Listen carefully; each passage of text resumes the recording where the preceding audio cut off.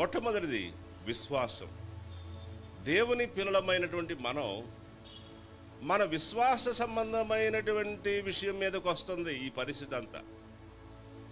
యేసుక్రీస్తు ప్రభువును విశ్వాసం ఉంచిన నీవు ఆయన యందు విశ్వాసమును వదిలేసేసి ఇదిగో ఆయనకు దూరం అయిపోవాలి అనే విధంగా, ఆయన నుండి నిన్ను వేరు చేయాలి అనే విధంగా పరిస్థితులను తీసుకొస్తున్నాడు అపవాది. అది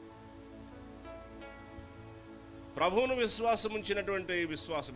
రెండు విషయాలు ప్రభువు మన యుద్ధ ఉంచుతున్నాడు. మొట్టమొదటిది విశ్వాసం. యేసు ప్రభువును మనం విశ్వాసం ఉంచినటువంటి వారం. ఇక్కడ అపోస్తలుడైన పేతురు గారు అదే అంటున్నారు.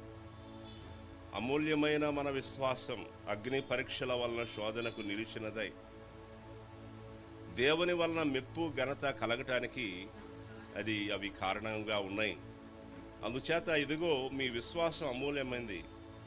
వాడబారనేది మహిమా కలిగినటువంటి స్వాస్థ్యాన్ని మీరు పొందటానికి రక్షించబడినటువంటి వారు మీరు. ఇదిగో మీరు సామాన్యులు కారు. మీరు ప్రస్తుతం పరదేశులుగా ఆయా ప్రదేశాల్లో తిరుగుతున్న యాత్రికులుగా మీరు ఉన్నారు. ఇదిగో మీకంటూ ఒక స్థితి, ఒక స్థానం లేనటువంటి ప్రజలుగా మీరున్నారు. కానీ మీరు కలిగి ఉన్న విశ్వాసం చాలా చాలా అమూల్యమైనది పిల్లలారా.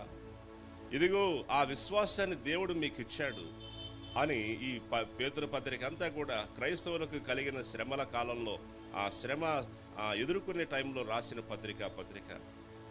చూడండి, ఈ రోజుల్లో క్రైస్తవ ప్రజల యొక్క కలవరపడిపోతే మనకు జవాబు దొరకదు. మనకు ప్రశ్న రావాలి, ఏంటి ఇదంతా ఎందుకు? నేను కలిగి ఉన్న విశ్వాసం సంబంధించి వీడు టార్గెట్గా ఇది చేస్తున్నారు.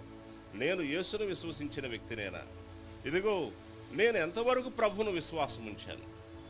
ప్రభువును విశ్వాసం ఉంచిన ఆ విశ్వాసంలో నేను కొనసాగాల, ఆగాల?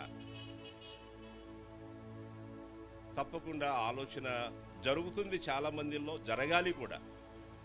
ఇటువంటి పరిస్థితులు ఒకందుకు కారణం ఏంటంటే నిజమైన విశ్వాసులు ఎవరు అనేది తేలిపోయే సమయం కూడా దేవుని పిల్లలారా. అసలు నిజమైన విశ్వాసులు ఎవరు ఇప్పుడు బయటపడతారు.